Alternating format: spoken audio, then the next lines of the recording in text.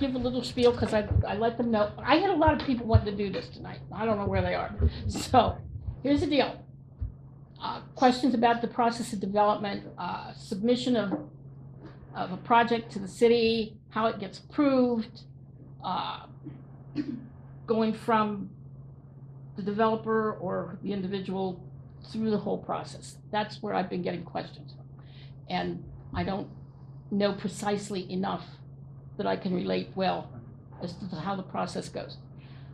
This is Adam Yaron and Brad Carr from planning, and they're going to run through some of this. Brad's current planning and Adam's long range. And he's a very nice person because he went through 8.5 years of me in the general plan update. I still don't know I did it that ill. We're not done yet either. So I guess thank you for having us. As Nancy mentioned, I've been with the city since 2007. I've worked both the current planning side and long range for the last number of years. I'm currently a project coordinator liaison with long range, and so we do more of the policy end of planning. And then Brad does more of the regulatory side through current planning. And why don't you introduce yourself? Yeah, thanks for having us. Again, Brad Carr, current planning, City of Scottsdale. I've been there since about 2004, late 2004. So I just surpassed my 15-year anniversary with the city. But yeah, as Adam mentioned, we're on the regulatory side. So we're front and center for applications that get submitted for development. And we're kind of the first to take a crack at it, so to speak, in conjunction with Adam's group on how development is presented, and then as it moves through the process, how it gets molded and shaped through our policies and regulations before it reaches public hearing process at Planning Commission and City Council. So we've kind of presented, the question that was posed to us was come present on infill development, and we've kind of outlined there's, as we call it within the office, there's the big I and little I. One is a statutory reference of infill development and what that means based on Arizona revised statutes and what infill development is within South Scottsdale. We'll kind of briefly go through this, but if you do have questions, feel free to we'll keep it very casual and conversational if you're all comfortable with that, and we'll just kind of go through it. So the presentation overview is going to cover the development process, both at a general plan, citywide level, and then character area plan. We're going to cover what is infill development, that is the little I, and what is infill incentive, which is the big I, based on ARS statutes. We'll also cover zoning amendment processes, amended development standards, amending previous approvals. We'll cover some current cases that are happening down here in South Scottsdale, and we'll talk about opportunities for civic engagement. So our mission is to work with citizens to build and preserve Scottsdale as a great community. It starts at a community vision level, goes through the development review, which is more of the regulatory side as to what Brad implements, and then construction compliance, which is our building inspections and code enforcement division. Throughout all three of those phases, we constantly look for citizen input and citizen participation. It just doesn't start and end with a developer reaching out to you saying, I want to build a project. We expect that you as all active citizens within the community stay involved at all levels to ensure that we all maintain not only a good physical built environment, but maintain a high quality of life within Scottsdale. So at a citywide level, 2001 General Plan Overview is the overarching vision and policy document. It guides physical development for the city. It also helps to guide decision making, and it was last updated in 2001, which was ratified by a vote of the citizens in 2002. ARS statutes require that this document be updated every 10 years. We tried to do so in 2011. It failed with the voters by a margin of less than 1 or 2%. And we went through a second effort that Nancy was a part of that is somewhat stalled in the process, but we're starting to revisit that as our next 10-year statutory requirement comes up as to what that document may be and how we'll present it to the community. So in regards to the general plan and what it says for South Scottsdale. Can you just for a second, so with regards to the general plan, because there's been some controversy whether or not the city is operating legally, so can you address that with not having a current ratified general plan? Sure. So the question for everyone, just so that we're all understanding the same question, was as Dan mentioned, the state statutes require that we update our general plan every 10 years. And because we didn't have one updated in 2011, as the first adopted plan took place in 01 based on the Growing Smarter Act of 99 and 2000, our understanding from our city attorney's office was that because we were kept trying to update it, we were meeting our statutory requirement. However, that's not going to, take away the requirement to get it updated through potentially a public vote in 2021. And so that's what we're kind of gearing up for. And I know the city manager is having discussion with top level management as to what that process might look like. So is there a disagreement between the state and the city with regards to the law? I can't really comment on that. I'm not, I just know what our city attorneys have said, that we're in compliance. Whether or not that's in conflict with something at the state level, I'm not familiar. Okay. So This was an issue back when we were still doing it, as to the period of time between 2001 and updating it, but that's the general consensus was, as long as we're working on it, we're in compliance. Does that mean, because I know I attended some of the meetings not as a contributor, but just as an observer when this was going on, and those people worked awfully hard to get that done. Does that mean we're gonna have to start all over and you're gonna have all these meetings again? Oh, please, no. we're not sure. Short answer. Oof. So we're still exploring what that process might look like. Ay, ay, ay, ay, ay, ay, ay. So if I can Okay, continue. Yeah, I'm sorry. So it You was. said to stop and ask I questions. know, that's okay. So with regard to the 01 general plan and what it says for South Scottsdale, it identifies more than half of South Scottsdale as urban and suburban neighborhoods of both high and medium density residential. It designates McDowell Road and portions of its adjacent neighborhoods as a growth area. And it demarcates McDowell Road and portions of Scottsdale Road as a mixed-use neighborhood, which supports higher density housing combined with office and retail use of mixed-use structures. So it's not, those growth areas aren't they're not the only growth areas we have in the community. We have others. Downtown is another. The Air Park is another location. But for purposes of what I understand this group to be focused on, I'm just Southern Scottsdale. identifying South Scottsdale, which for purposes of the three geographies within the community, north, central, south, South Scottsdale is defined as everything south of Indian Bend Road, excluding the downtown, what's now called the Old Town. With regard to that character area planning, the South Scottsdale CAP, or character area plan, community priorities are to develop a strong economic core within community gathering places, focus on local mobility and walkability, maintain and enhance existing neighborhoods and identity, and to balance growth, as well as to promote well-designed architecture and sustainability. These are all policies that help implement the goals and priorities of people that helped supported this plan through council adoption, which took place in 2010. It also has some values that I'll just briefly go over. The values are to reinvest in residential and commercial properties, to bring a diversity of housing choice and options for people to age in place. It talks about regional employment and neighborhood serving entertainment and shopping opportunities. It seeks for small local business opportunities, encouraging shaded pedestrian-friendly streets, parking areas, and public open spaces, as well as acknowledging the benefits associated with the proximity to regional resources like Indian Bend Wash, the Papago Buttes, amongst other things, and I'll say even the downtown or Old Town as its proximal location to South Scottsdale.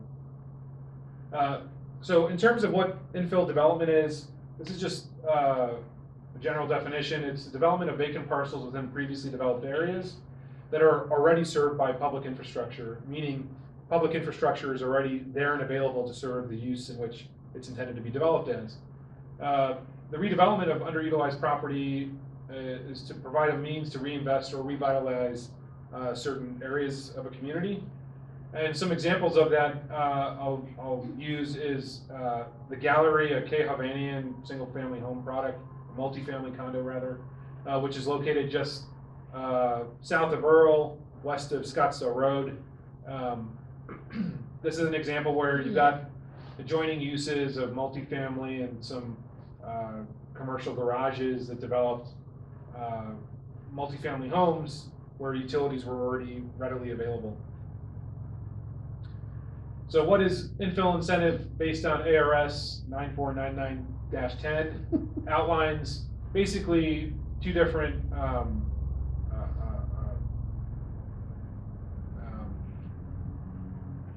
areas, I guess, if you will. It says that a governing body or city town may designate an infill incentive in an area or city that meets at least 3 of the following requirements: that there's a large number of vacant or older dilapidated buildings or structures. So how that's defined is somewhat ambiguous. It leaves it to each city and town to define.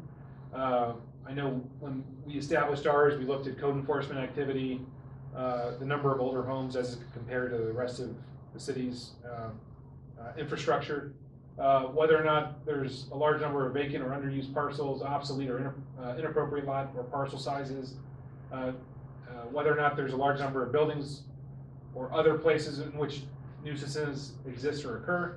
If there's an absence of development and investment activity compared to other areas of the city, there's a high occurrence of crime, and there's a continuing decline in population. So once the governing body establishes that infill incentive district, the state statutes allow for those local governments to provide expedited zoning or rezoning procedures, expedited processing of plans or proposals, waivers of municipal fees for development of activities as long as the waivers are not funded by other development fees, and finally, relief of from a development standard. And again, those things are all subject to city council approval. So those aren't things that are just decided upon by staff. These are things that we say, this is the standard, this is what you're asking for, and this is why you'll need to make your request to city council. I'll make a real point on it quickly on this is, number 4 is really what we see most developers coming and asking for when they seek to use the infill incentive. They want relief from development standards. And that relief could come in the form of setbacks, step backs, building heights, a number of different things.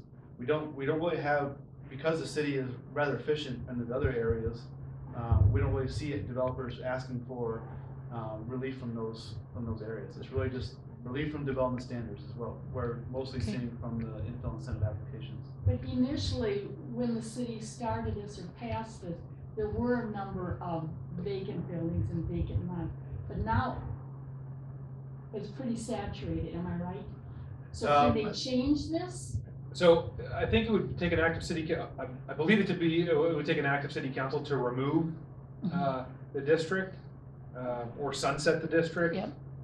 But as I'll move on, in terms of the original infill incentive of 2003 demarcated the Scottsdale waterfront as an infill incentive, and then the 2010 infill incentive designated all of what's now the Old Town as a broader infill incentive. And so to your point, Luis, about what's saturated, that's a broader community discussion, but I think most people would liken your comment to multifamily, and where we're seeing probably the most saturation of any specified use. We don't really have, we allow for capital markets to drive what applications are brought forward. We only take them through the process and make sure that they get heard by not only the community first and foremost, but finally by city council. Okay, wait, can you Yes. go back one slide before Yes. that one? Okay, number 5, there's a high occurrence of crime. Do you have a statistical analysis of what constitutes a high occurrence of crime? Because infill district pertains to supposedly eliminating that, but in the downtown, there's actually an increase. Right, so we work with our police department. They have a crime analytics division that in order for us to establish these infill incentive districts at the time that they're adopted by city council, we have to present, it's called UCR crime, type 1 crimes and type 2 crimes. One are ones where you can define where the crime is or committed, and then there's other ones that are more transitory in nature, and like it could be like you stole my credit card here, but you charged it somewhere else, versus a homicide or robbery or something like that. So we present both of those crime statistics when we evaluate these areas. Well, wait, I just wanted to finish up. I get an analysis on a weekly basis of criminal activity within a 3-mile radius of where I live. 17 pages long, I think it's excessive, and it's not somebody just looking at credit cards. A lot of DUIs, it's drug and alcohol abuse, it's domestic disputes, 17 pages long. And I've been there for 44 years, and we used to leave the keys in the car, the doors were open. Sure. In the house, and the kids are in the streets, and now it's like, the infill did not deter, it made it worse. Sure. Is this, when you're talking all this criminal activity, are you talking this whole infill incentive area? Are you talking about mostly about the bar district? Do they distinguish that? Oh, on the statistics that she's talking about, you can choose what area you want. So, She's but I mean, Patty, because you're saying you're getting 17 pages, is that the whole 17 area, or pages. is that? in a or 3-mile radius of where she Yeah, lives. where I live. Okay, Which would include, bar district, yeah, but not and all down of the there. infill. No, No. 3-mile radius. Correct. I do a 3-mile radius of City Hall, Right. and it's So- long, but So back to the establishment of this Yeah. II district or infill incentive, based on the state statute requirements. Again, the consideration that the statutes allow for is that it's basically a point in time. And so we have to show some type of trend to show that there is a high occurrence as compared to other areas, but it doesn't reevaluate a checking of, okay, you've done this, and so now what has changed since the time that you've adopted it. Again, this is state statute, so talk to your state legislators if you've got concerns about this. So if we could just use a representative project using these guidelines, and that would be Plaza 777. How did that work between the city and with Tom Frankel? That site didn't utilize the infill incentive. It's within our downtown area, or actually, I don't think it's actually within the downtown. It's just outside of it. South of it. Yeah, so south of Earl being outside of downtown, so it's not within the infill incentive area and didn't utilize any of those, guidelines that are listed on there. Just for the sake of others, Yeah, I know Dan's what you're referencing the Tom Scott. Oh, Yeah, just south of. That used to be They- Plaza 777. It was U-Haul, Day Palm thing. 50s, 60s, kind of little strip center. yeah. I Our know family exactly. used to eat tacos at Danny's El Guapo Yeah. taco oh God, that was shop. good food. It was the best. But then, when Tom got it, he seemed to put in tattoo parlors and those types of businesses. Tom did? Tom, Mhm. yeah. Drive business away. So then that whole complex, it could have been like, I don't know if you're familiar with Uptown Plaza, Central and Camelback. It could have been an Uptown Plaza type of complex. It could have been signature, vintage, mid-century. But yeah, tore it down to put up these very, I think institutional apartments.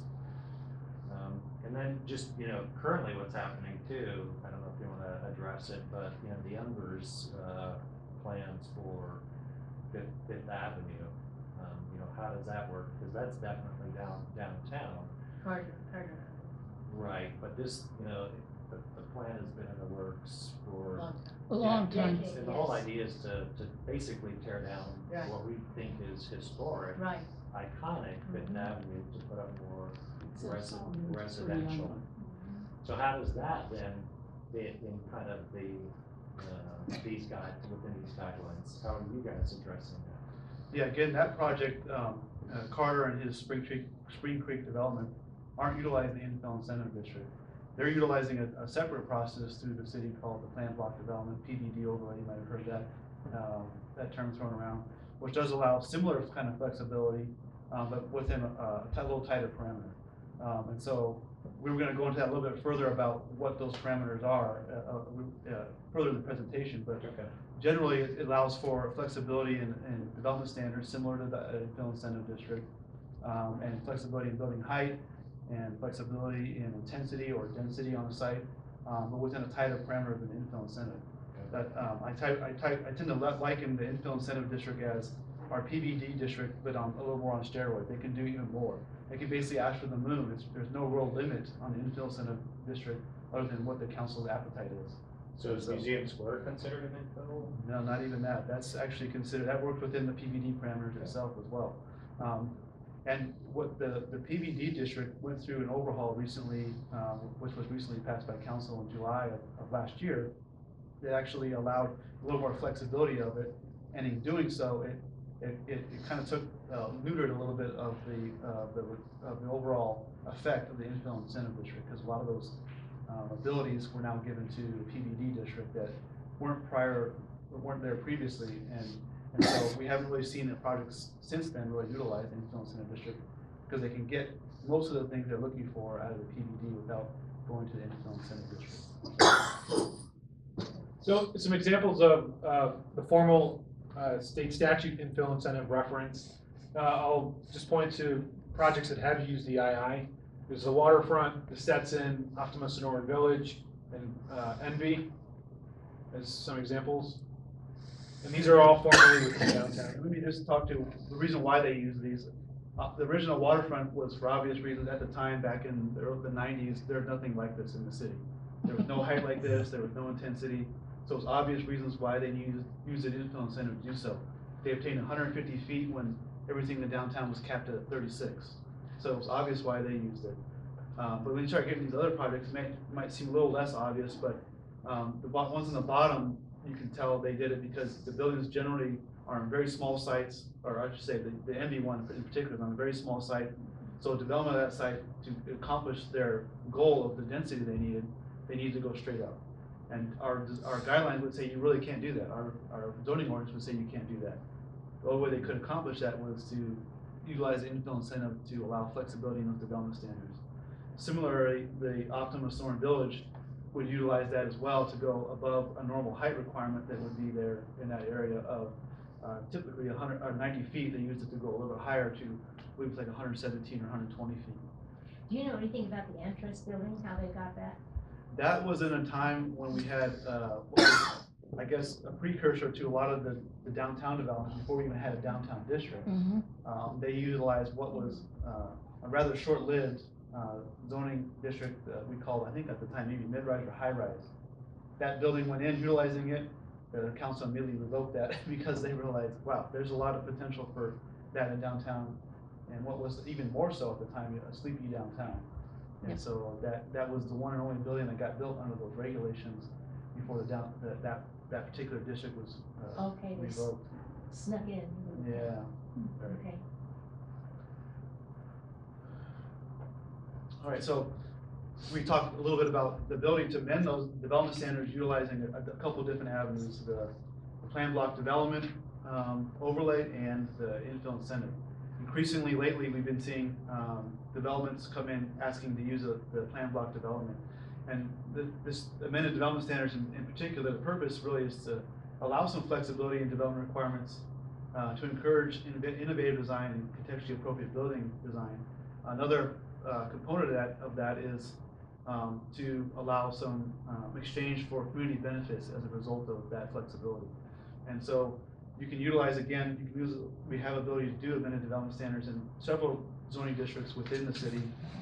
Plan block development would be downtown.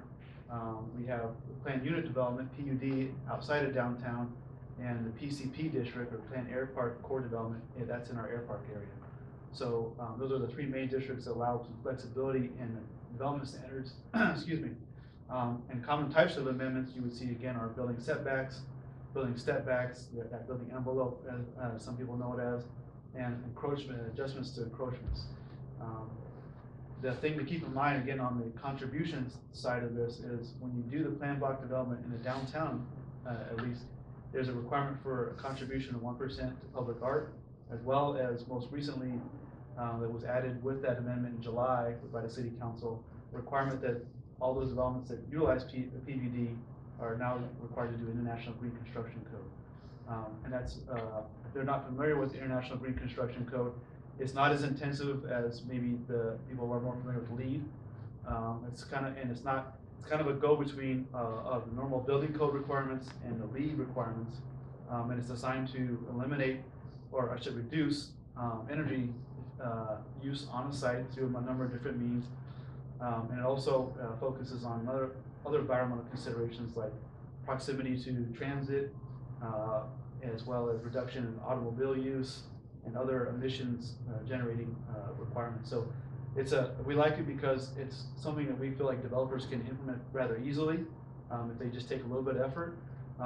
But it goes pretty well above and beyond the basic building code requirements without forcing people to go all the way to the LEED requirement, which we've found through experience has been difficult because there's a lot of extra components that come along with LEED. So again, but amended development standards, there's that flexibility built in to allow for, but with consideration for community benefits being given. Is the 1% public art just downtown, or is it something that's got some character areas? Just downtown at this point. With the Museum Square, did that go through a bidding process? For Or was it sole source? I don't know the exact. Yeah, it wasn't part of the project. Yeah, I don't know if it was sole source if it was bidding, but obviously it's still ongoing. But the purchase is done, obviously, but the development itself is ongoing.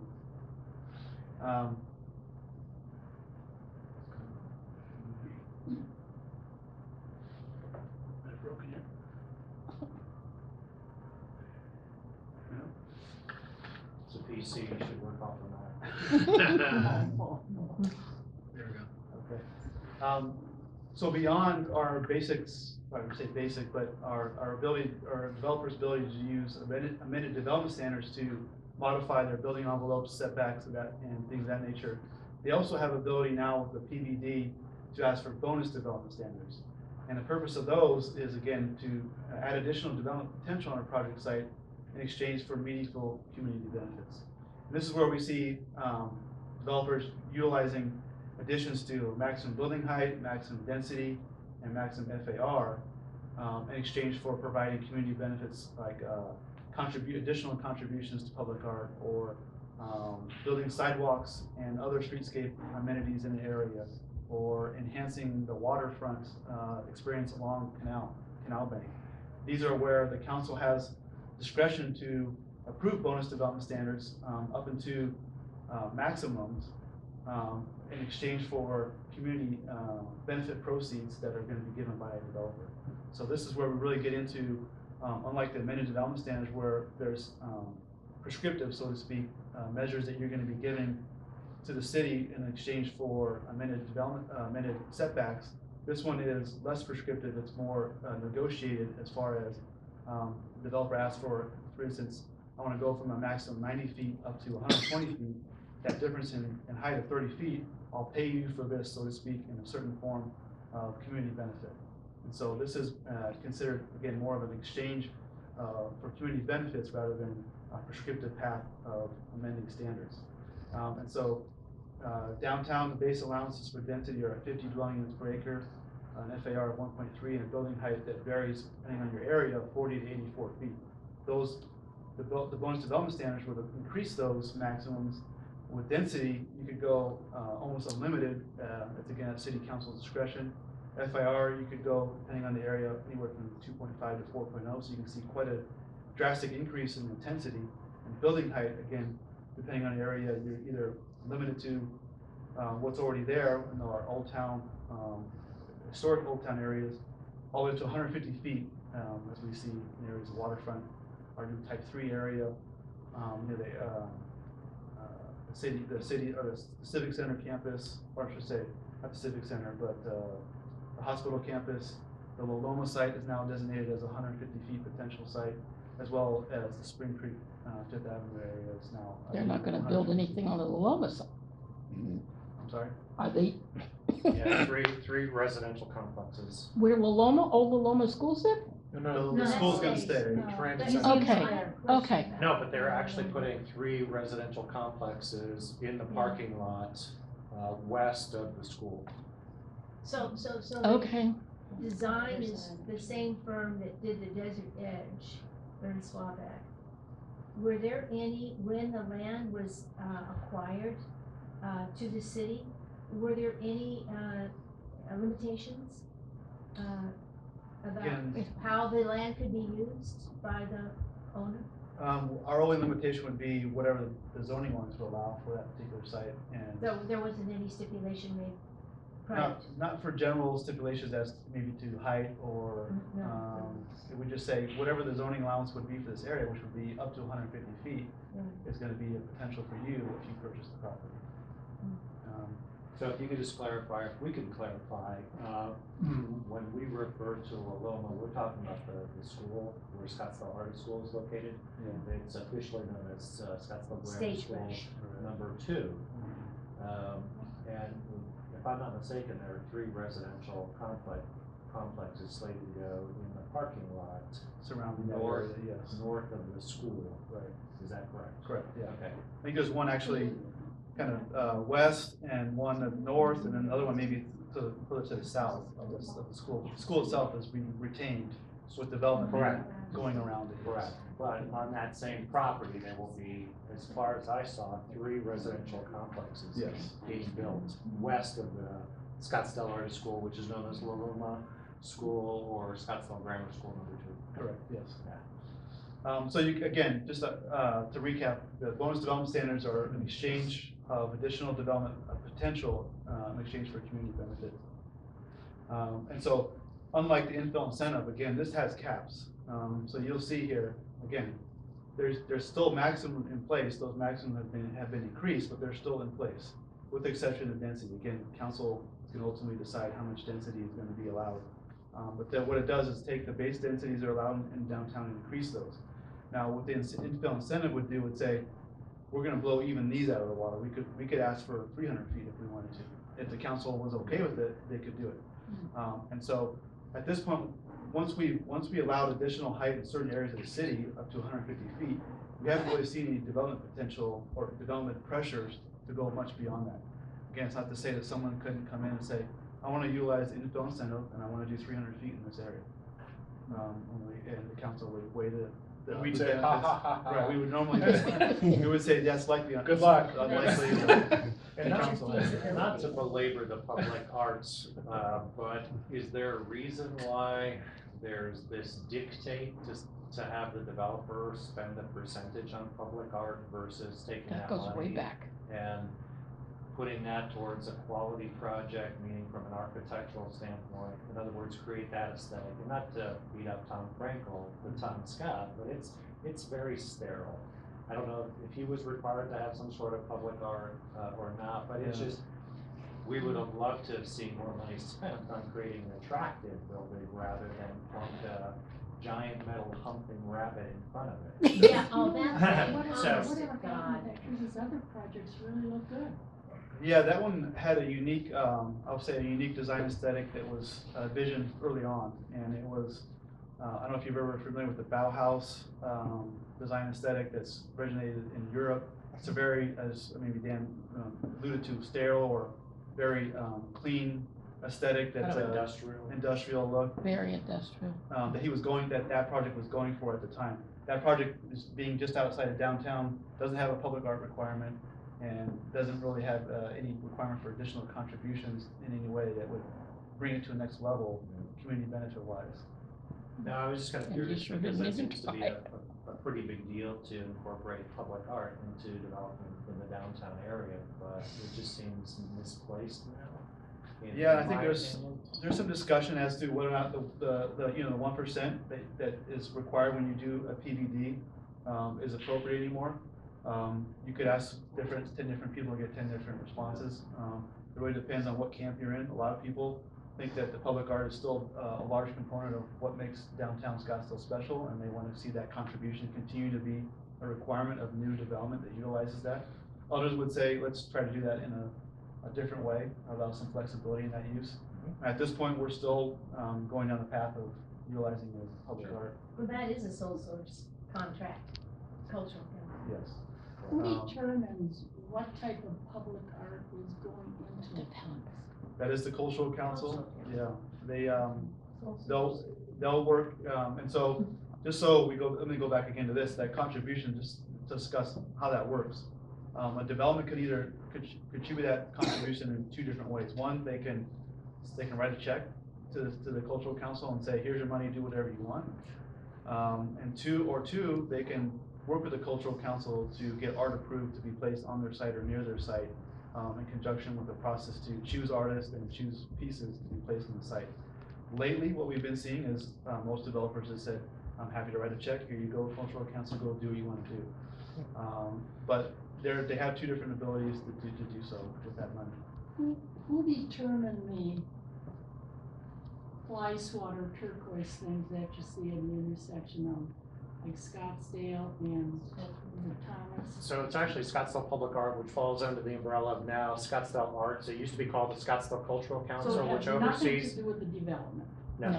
which oversees Center for the Performing Arts, Museum of Contemporary Art, and Scottsdale Public Art. There used to be a Art in Public Places, Fine Art in Public Places Commission, but need to go when back to Sam Campanan was vice mayor back in 1988, they moved that over to the Scottsdale Cultural Council. So it's been basically determined by that nonprofit organization, again, sole source. It's a no bid. And they're the ones who determine the public art that we basically live with. Yeah, we're supposed to have say, but our neighborhood, so we live, by the way, 82nd and Thomas. We're just that direction. We have no say in the installation on the Thomas Road Bridge. Now, I like those reeds, I just don't like the color. Well, Do you? It should be different shades of green. It's art. just know that cost $500,000. That's a ridiculous. That installation in and of itself cost $500,000. Insane. All the city had to do was put up additional level of railing. They basically just put sidewalks in because there used to be just a curb. So all they had to do was just add another row of railing for pedestrians, and that's all that it would have taken. Wow. Again, I didn't want to Wow. public art worms, but yeah, Sure. that's why I'm so curious about the overemphasis on public art. Yeah, it's just a long-standing thing that I don't think anybody's taken to task in a long time, and maybe won't be taken to task. But at this point, that's the last year on You city need to council last question year. it? question that that's the appropriate use of the money that we're. I would say Sandy Shaken has done an incredible job with your Yeah. research and Yeah. critical analysis It's of it. city council. Yeah, it's ultimately a political Ultimately, decision, They're the ones who'll keep that organization alive. Rachel Sackel makes what, 500,000? Yeah. So at this point, we've discussed three different ways, or three different methods, so to speak, that a development project could seek relief from the city's normal development standards. Again, to highlight those, basic amended development standards through the planned block development, increasing development standards through exchange for community benefits, and then finally the infill incentive. Now, I will say the infill incentive isn't just a free-for-all. There's also going to be a community exchange with that as well. It's just not as well defined as it is with the other two areas. The city council does have discretion to do far above these basic standards, but they're going to be, we're going to be directing them as part of our consultation with them. They should be asking for even more so that we would normally get from this. So it's just not like someone says, I want to do this without having to pay any money. No, that's not the way it works. There's still an exchange of community benefits for going even above and beyond these standards. Who sets the definition of what the community benefit is? Is that you guys in planning, or is that the city council? It's ultimately the city council. We have specific guidelines that we try to work within and guide developers within. We might say, if you're going to build public parking, for instance, we need to see this. We need to see that it's open most hours of the day, that it has this minimum number of stalls, that it's easily accessible, and this and this. But ultimately, council is going to determine whether or not the benefit is there for the community, for a developer to build an extra parking for us. If the council said, try again, they might come back with an alternative solution, which might be additional public art, or it might be, we might put a park here. It's really council's discretion to say how they want that money that we're determining is required of a community benefit, how they want that money spent. So you're mainly advisory then. Yes. You can say anything you want, but if the developer, whoever is, makes some other sort of bargain, your suggestion is just a suggestion? Generally, yes, yeah. It's up to the city council. You're That's- saying that you abide by certain guidelines. Yes. Now, what determines your guidelines? Is it the city council, or is it some other regulation from the past, or? But we've determined certain values, so to speak, of, say for instance, additional foot in height for a building. We've gone through an analysis to say that, it costs the developer this much to build this, and they get this much benefit. So we should be getting that benefit back in exchange, for this, on this monetary value. At this point, it's about $12,000 per foot in height. It's another, similarly, it's about $12,000 for every, additional unit they build above a base density. And it's also about $10 per square foot if they go over the base, square footage that they're allowed. And so we use those kind of base requirements and work from there on negotiated values, with the developer and how that money is spent. Who determines the architectural design? Is that the DRB or is that the planning commission? DRB, always DRB. Okay. Planning commission could have some input, but they're generally, that's outside the realm of what they should be looking at. They're looking at strictly, land use decisions and the ability to place a project and how it fits contextually with the neighborhood, from a land use decision perspective. They generally should be getting into design considerations, unless that it would help them influence their decision on whether or not, from a land use standpoint, that project should be there. Thank you. We have, and just real quickly, we can go over this.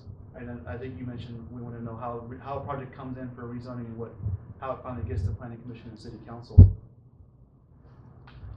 So again, the process is used to define new development site plans, the development plans for a site, or even amend an existing development plan for a site. Public process involves hearings with planning commission and city council always, and could include process with a DRB hearing. Some of our zoning districts require that a developer actually see the development review board with the project before they actually go to planning commission and city council. That's not consistent across all of our zoning districts, but some districts do require that. The development review board's purview in that process would be to provide general design considerations on the zoning application prior to going to planning commission and city council, with the goal being that they would provide overarching design considerations that would affect site layout and maybe conceptual building layout, with the final building layout, or final building design and conceptual and final site design coming at a subsequent DR hearing after city council. Okay, I don't understand why then the city can carte blanche just sign off on building a home in a residence when they stand to gain a monetary value themselves in terms of taxes. But these homes that are being built, they can be built any way somebody chooses to do. If you don't have a CC&R or you're not in an HOA, they don't have to go through a DRB hearing. You're talking about single family homes, not I don't get that. But that comes It's down in to their a best interest too. Yeah, it comes down to a basic charter requirement, or charter restriction, so to speak, that the city has. Way back in whatever the city charter was originally enacted in the 50s, there was a charter specific requirement that said that the city cannot mandate building design or home design for single family homes. And that's been in place since the dawn of time, so to speak, of the cities. So then why do subdivisions have CC&Rs if they can't enforce them because of this city law? Because as neighbors, let's say we're all a neighborhood, we collectively can agree to restrict each other to a specified paint palette, specified roof height, and if one of us were to change that, it would be a civil dispute between you and I that either we could come to some resolution without going through some type of court process, or would be resolved through court saying, listen, we all agreed to this when we bought this property. It may not be a signed agreement from everyone, but let's say if it could be on the it's private CC&Rs. It could be referenced on the plat as these are private restrictions that the city does not enforce. These are agreements that are held to amongst us as neighbors, and the city's not restricting that. So in the instance of Patty's current situation, her neighborhood has a zoning height that would allow for 30 feet. No, it's single level. But they would allow for 30 feet. The city's zoning would allow. One single level could go up 30 feet. Correct. And so, so the city's zoning restriction says 30 feet is your maximum building height. Her CC&Rs say single level. It doesn't discern that distinction in our zoning requirement, as it would say, you could fit usually 2 floor plates within 30 feet. So that's the situation Patty's dealing with, and that's generally the issue that many folks who don't have an HOA or CCNRs come to issue with, unless you're dealing directly with a neighbor that say, Patty, I'm not gonna paint my house pink with purple polka dots. Well, I was thinking the same thing. Yeah. You can do that. Right, you absolutely can, Plus have a horse and chickens. You know, absolutely. Can I ask you a question about CCNRs? In my neighborhood that had a house on the, it's like a half alone, they just built a loft, and it's on the back side of the house, you can just see a little bit on the front. And when I first noticed and inquired about it, I was told by the neighbors, well, they asked the surrounding neighbors rather than the entire subdivision. Yeah, So I think- apparently, So every CCNR is gonna be different, and again, I don't wanna get too far into the weeds here regarding that, but some certain CCNRs may say only the adjacent property owners, some may say as a vote of the overall neighborhood. ours said one story. Yeah, Yeah, but I but know nevertheless, that's that's, yeah. Okay, thank you. Are there any restrictions about running businesses in residential homes? Yeah, we do have restrictions on that. Home-based businesses are restricted. And the city's restrictions are pretty, they're not very restrictive from that standpoint of, we're gonna allow most home-based business to exist as long as they're not generating traffic or any noxious nuisances to the neighboring community. So. So if they could have a massage parlor, but if they're not generating enough traffic, then it's okay. Yes. So not to get off topic and into the weeds, but when you said something about traffic, or you said something about traffic, who do I talk to at the city with regards to the Neuro cars? So this is Kroger, so, and full disclosure, Pam, my wife, had the autonomous grocery delivery vehicle deliver groceries to our house like 2 months ago. And it was amazing. Yeah. She ordered online. We're looking into it for my mother-in-law, for, people who work from home, parents. But I got to thinking, for years now, it seems like we've had the Neuro cars running up and down our streets. Is the city charging Neuro for the privilege of doing business in South Scottsdale? Meaning the vehicles are taking their toll on our infrastructure. So I'm puzzling over that. Who do I kind of ask about that at the city?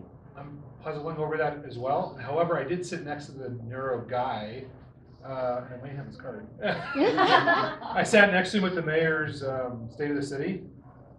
I do have it. Okay.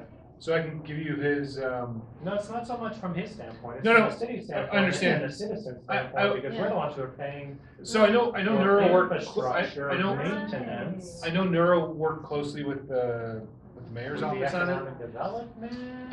Edie, perhaps. I think probably Paul Basha and transportation would Okay. probably be the best start. I know they worked closely with Chief Rodbell to Yes, talk about how they were going to facilitate yes. the safety aspect of Yeah. everything. But probably Paul would be the first guy to Okay. check in with.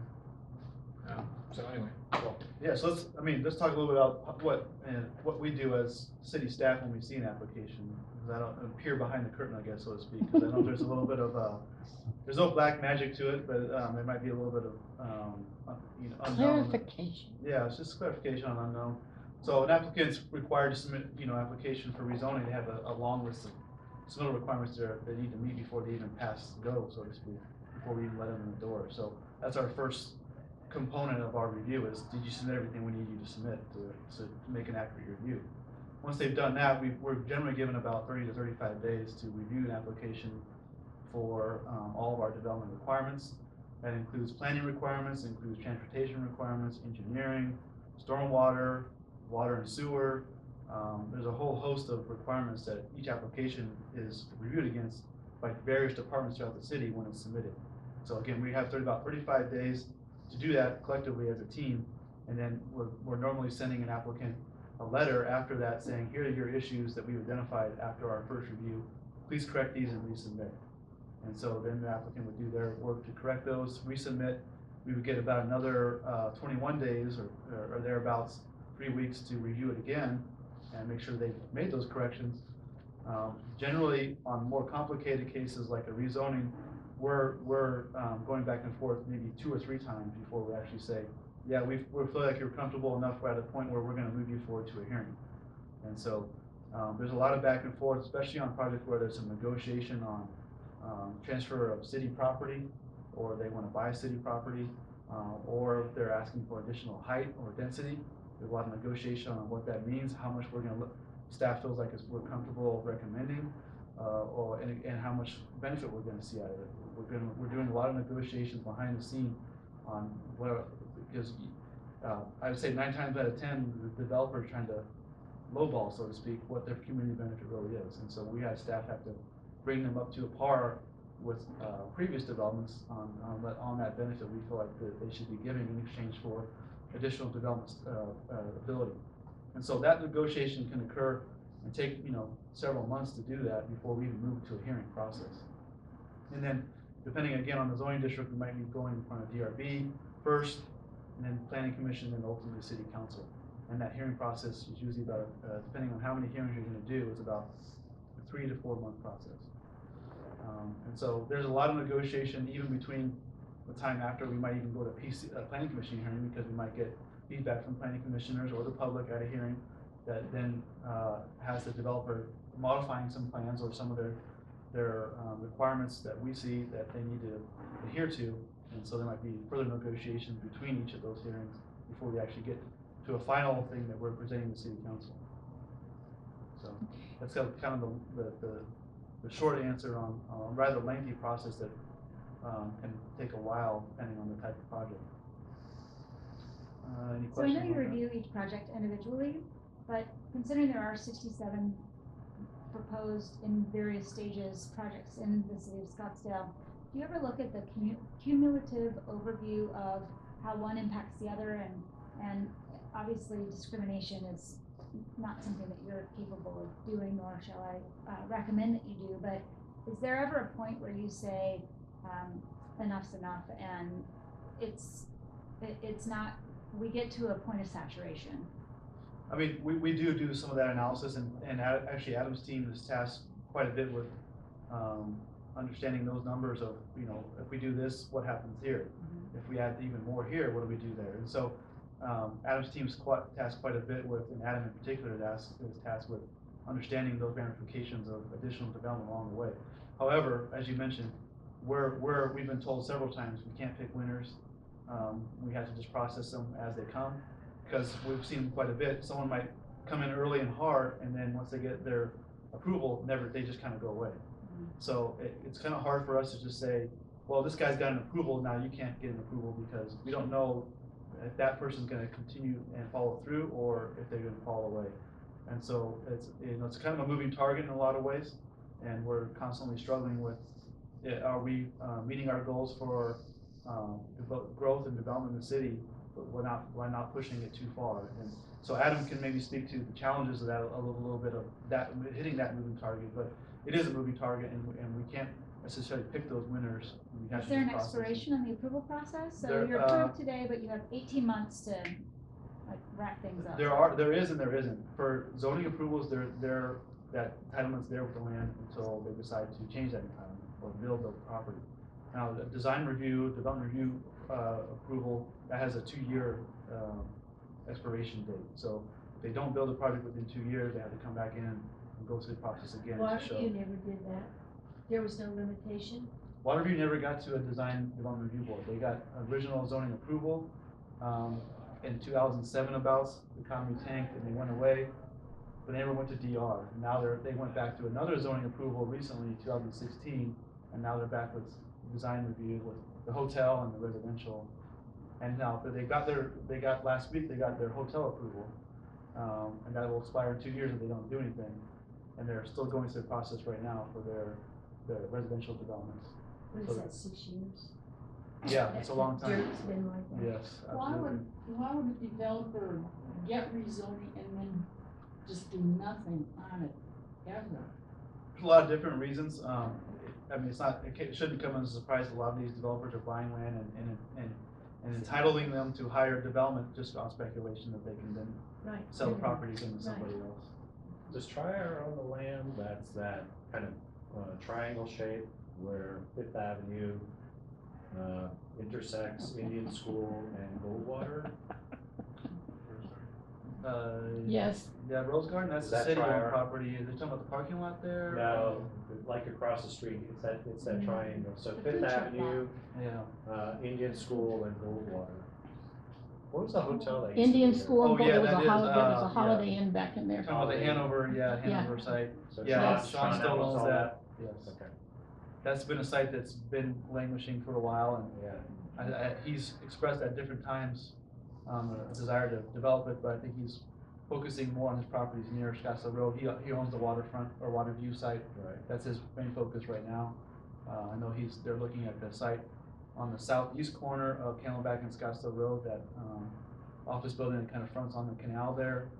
As maybe their next potential play after the water. So water he bought view. that? Yes. Okay. He's got a lot. Yep, he's all over downtown. for Yeah, sure. man. Did we answer your question? Did, thank you. Well, there's no build-out number. There is- used to be, There is no build out there number. was, I was told once a long time ago, but then we've exceeded that. The only problem I have with it is that parking seems to be something that they deal with after the fact. It should be the forefront of the decision-making and not shoring up with in lieu parking and all that other jazz. Do you think that will ever be, we'll ever get a council that will honor that? Difficult to say. I think we certainly heard a lot of people that have expressed that concern recently, so I think that might induce the council to take a little closer look. And certainly we've heard that from council and city leadership to make sure we take a good look at it as we do our review process. We want to highlight just a couple of projects on the southern part of the city, just to give some updates. This is in, obviously of McDowell, the old Chapman, it's a VW and maybe Hyundai or something, or Jeep. And it'll be transitioned into a multifamily project that was just approved not too long ago, zoning approval. They're just submitting their DR approval recently, and it's currently active on that development review board track. And so again, 358 units on that site, that rather large site there, abutting the canal. Is Tom, on another side note, Tom Frankel working with your office and with the Polynesian Dairy Queen? We've heard a couple of rumblings about that. I haven't heard anything recently, but yeah, we heard something similar to that not too long ago. So, Right, it's Polynesian the Dairy Honda. it's called the Polynesian Dairy Queen. It's an A-frame building that's just On Scottsdale Road, or east of McDowell. this project, right there on That's McDowell. right here. Yeah.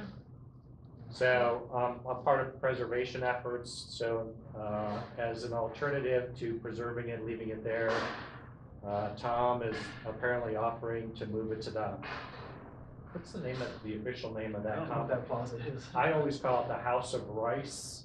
Oh, yeah. Oh, So, local so donuts. across the street from Holy Cross Lutheran Yeah. Church. So he's offering to relocate it there, which we think is a great solution, instead of tearing it down, or, if you can't leave it there, then just relocate it. So that's what I was referring to. Yeah, we haven't heard anything recently, but Okay. we've heard rumblings about that. Another project that's obviously right across the street there, a key area, we were just looking at this site, but this one got approval back in 2016. This is the Scottsdale and Entrada site. Again, another former automobile complex of several dealerships. And so this one had kind of languished a little bit after approval, but most recently we had interest from a new property developer who's just purchased the property, is looking to utilize opportunity zone funds that as part of that new tax reform that allows people that have income generated off of capital gains to reinvest that without paying taxes. So they're using this area, which is an opportunity zone designated area, to reinvest that money and start this project going. And so Take the same project? yes, same project, same overall, approvals that were in place with 700 dwelling units, potential hotel, a large amount of office space and some ancillary retail space as well on the site. So they're talking about, at least in initial discussions, initially developing an office building here and a residential building in a portion of the site as the initial stages for the development. You guys familiar with Nan Ellen's Canalscape project? She worked with ASU students. So I don't think I'm familiar with that. I'll send it to you. Basically, the idea is to embrace the canals instead of kind of turning your back on the canal. You face your businesses, like coffee shops and whatnot, towards the canal and celebrate the water that we have in the desert. So I'm just wondering if that's factored into these I developments. don't think with this one it is, because I was involved with that, but I don't think that was a thought on the, at all. It's not a bad thought, because what we've got now are concrete walls and no, yeah. Yeah, if you've been to this site, it's a challenge because the way the site was set up originally for all these large parking lots, which are impervious, Yep. they all drain to this drainage basin here and on the east side here. So there's some drainage channel. There's a drainage channel that runs along the canal here, Yep. and along the north here that precludes really them being able to get right up against the canal. They certainly have expressed a desire with the residential development here to utilize the canal as and that recreational area adjacent to it, as an amenity, but they have a difficulty because of the drainage considerations of building right up to the canal.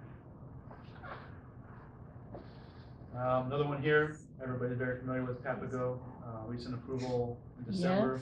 Yes. Yeah, in several meetings. If there's anybody that has any questions about that, I think you've all been heavily involved with that recently. Yeah. These are some of the people who are after me to get you. They want to understand what they have, what they can do in the future. Now that they've gotten a taste of what it's all about, well, how does it work? Well, how it works is again, their zoning approval would give them this, 274 units, and a potential for 116 key hotel, along with about 45,000 square feet of retail restaurant space. So that's what they are entitled to do. Now that configuration is still up for debate. I know they've had a couple of open house meetings since their zoning approval to discuss a little bit further with the community on what form that takes. But generally, again, this is the plan that was approved with the zoning approval, so the developer's looking to follow this plan for the most part with some tweaks. In addition, they're going to be working with the community, as I understand, on the design to follow maybe a more mid-century design, mid-century modern design. To retain maybe some of the historic Yes. nature of what it was would be Right. nice, and the 40-foot wall, I think, is a huge, imposing negative for the neighbors. Right. So there may be some ability to enhance that original approval as far as a design consideration, but you should be very keen and aware that they have the ability to do this. This is what they were given the ability to do. Did they make any amendments where after they listened to, have they made any changes since the second open house? We haven't received anything yet. I know we're anticipating a I was submittal. at both of them and I didn't see anything that was, any different. Yeah, so we're not sure yet. We're gonna wait to see their submittal, but to answer your question, Nancy, ways folks can still stay involved in the process would be to follow the DRB process and ensure that, the discussions and whatever commitments were made at those open houses Right. get, approved through the DRB process. It just looked like a theatrical performance to me that they were just meeting the mandate that the city council required them to have open house. Well, they have the original open house, and Sky the awareness of, even my awareness, was not there, what the whole thing entailed. Then they had a community meeting over at Scottsdale. yeah. Yeah, Okay. you came into that. Yeah, I went, And I and had went to to the leave one when in you were coming in. Saguaro. Okay. I know that there have been some other meetings and discussions with the community. I don't know what the final results are. I do know that I was told by one person that they weren't aware of when they said that it was an eclectic community, they weren't aware of the Native American and Hispanic history in the area. So they've been doing some homework on that, because they wanted to use some of that as one of the, Right, a feature as part of a wall, maybe the 1%. a humongous wall Yeah. along Scottsdale Road and Yeah. on the McDowell side. Anyway, I know there've been some additional meetings. I haven't been to all of them. Got so many meetings, I can't do everything. Anyway, I'll ask. Oh. And I'll let you know. Because they're keeping in touch with me. How do you find out about these meetings? Because I subscribe to a lot of the city information websites, and I just knew of the extra one that they had at Sky Song. So what extra others are you talking about? Apparently, it was not a city mandated meeting. It was something that the developer and the people some of the people who had attended that meeting. So but that was my next question. Do we still do the postcards? Yes. Yes. I do. Okay, So we'll cover this, on how you can get more involved. Yes, thank you. absolutely. So I'm just gonna cover, a number of features that are focused solely on planning and development that you can explore, at your earliest availability. It's, all these websites and links can be found at scottsdaleaz.gov. Specifically, if you wanted to find out information about your own property regarding zoning, any case history, flood hazards, things of that nature, on there you can go scottsdaleaz.gov, type in keyword property information, and you'll get to that website. If you want to explore specific activities in your neighborhood regarding building permits, code enforcement, anything like that, you can type in my neighborhood, and that'll give you, I think it's a quarter section result on what's happening in your neighborhood, and you can identify who's pulling what permit and for what. And then if you wanted to come in and explore those permits down at One Civic, you can, at our records department. If you wanted to sign up on our e-subscriptions, P&Z link, that's a way in which we notify folks in the community about applications that we receive regarding zoning, DRB, things of that nature. So if you type in e-subscriptions on scottsdaleaz.gov, you can not only sign up for the P&Z link, but other updates that are available on the city's portal. And then if you have issues in your neighborhood regarding broken trash cans, potholes, whatever it might be, go to Scottsdale Easy Services, or you can dial 311, I believe, from your house, and that'll patch you through to a couple of nice gals in our operations division that will route these issues. If there's code enforcement actions or activities that you'd like followed up on, they'll get routed in that nature as well, and so that's there and available for you as well. And then there's our contact information. We're happy to make ourselves available and answer any questions you might have, additional questions you might have this evening. So again, thank you for the time. Oh, thank you. And as I said, I'm really sorry that they missed out on a very informational meeting. Even I got updated on several things, so that's cool. Good. I appreciate that. Absolutely. Thank you. And it's important for me because I don't want to see you guys catching heat for council decisions or planning commission. It's not staff that's making the final decision. And that's where I get, people need to understand you're doing your job according to requirements. And council has to make those serious decisions as to whether or not this is what they want for the people. So that's, we gotta be louder out here. Spread the message. That's a good one to spread. Yes.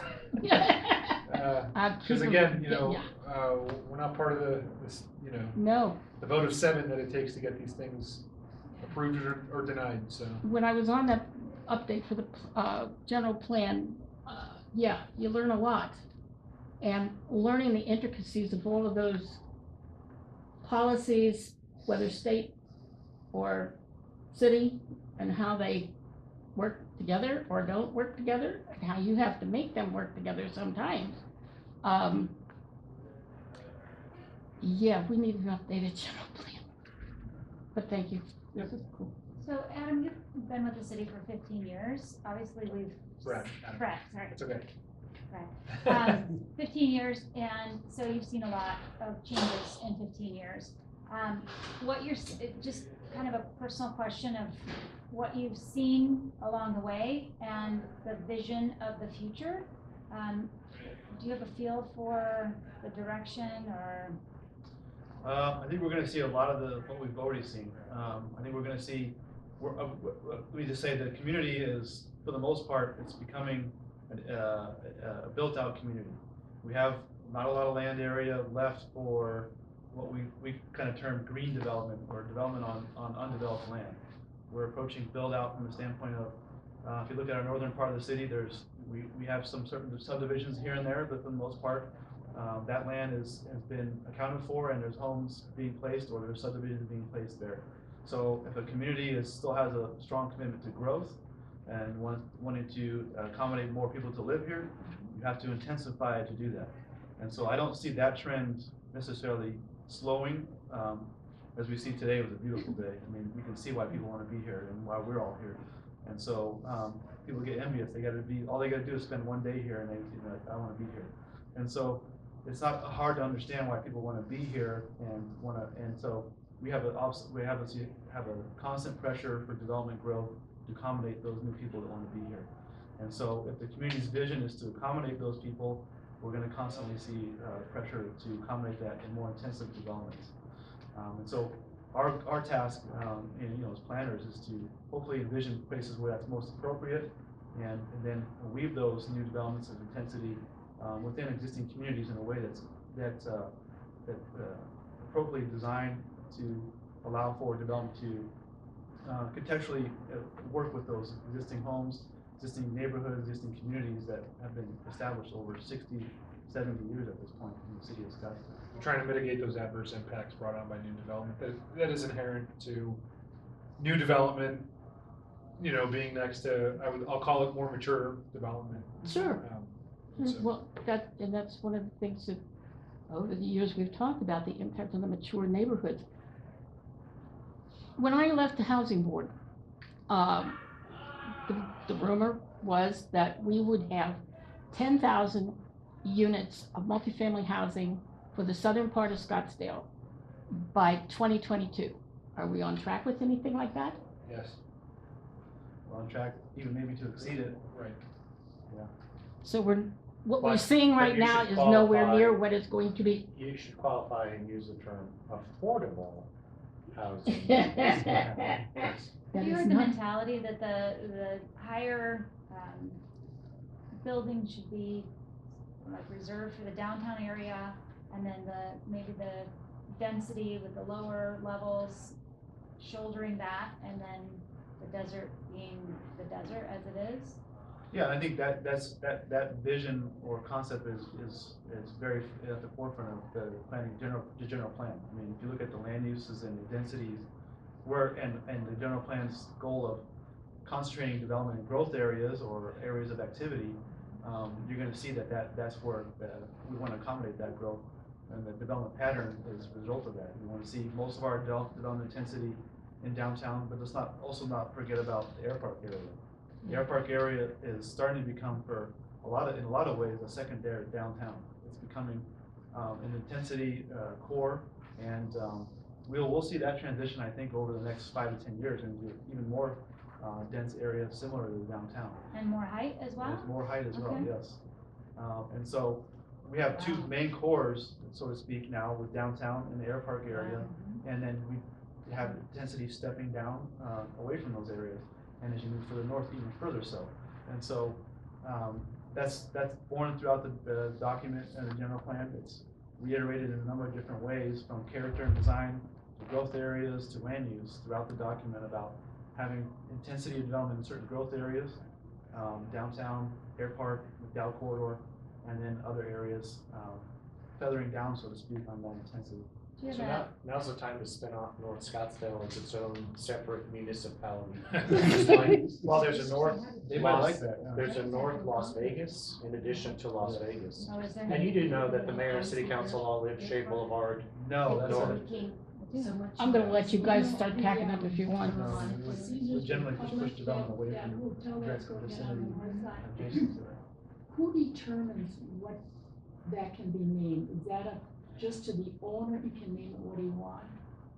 Cause right now I've been told it's gonna be called Caesar's Republic. And, Yeah. you know, it's Ooh. gonna be there, but I don't like the fact What? that it's There's gonna only be called Caesar's Caesar's that doesn't Republic. have a Yeah. casino Sounds so much attached to it like in the Las world. Is No, we it, don't. does the owner? Yeah, the owner does it, the city doesn't. City has nothing to Nothing do to with do it, with it. no department. And has anything to do there's, with I think a Supreme Court action recently. I mean, it's pretty speech Yeah, kind of thing, that so. you Oh, for can, God's sake. that. Okay. you can name it really as you will, and the only thing that we can regulate are the size and location, not necessarily the content. But I know it's not your department, I just didn't know if there was any department in the city that could do it. We would be the ones, if we could, we would, but there's no other It would be department that would you. have oversight over that. Now, Okay. the Ritz-Carlton, I'm just gonna start closing this there's down. some of that we own, the Palmer or Palmer. Palmeret, yes. Palmer, we own that, okay. That's in the city boundaries, yes. Okay, so is that gonna be shared revenue with Paradise Valley or, No, we We don't own the have any whole- kind of deal in place for shared revenue with any kind of revenue they were generated. going to de-annex? Did That you- was Yeah, long that- ago yeah, I and talked far about away. that. We put a Stop, kibosh on that, because we didn't wanna lose that revenue. okay, all right. So all the resort itself is on the PD side, Uh-huh. all the new, resident, or, retail development, It's on restaurants, Scottsdale? it's on Scottsdale side, Really? yeah. It's a wrap. It's what deal, like. Yeah, it's a unique deal, and I think it'll be a good one for the city.